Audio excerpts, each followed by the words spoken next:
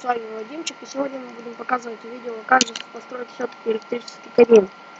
Вот он, электрический камин, я уже построил. Сейчас я вам покажу и объясню, как все-таки же, как он строится. Строится он довольно легко. Вот. Как видите, подключаем нас датчики, в них вводим зажигалку. Все это вводим микросхемы, чтобы работали поршни и эти. Как вы видите, поршни сейчас выключены. Когда выдвигаются поршни, и зажигалка начинает поджигает это. Когда я нажимаю рычаг, поршни закрываются, и бок за собой тащит, и огонь перестает действовать. Всем спасибо за просмотр, с вами был Вадимчик, 198. Подписывайтесь, ставьте лайки, всем пока.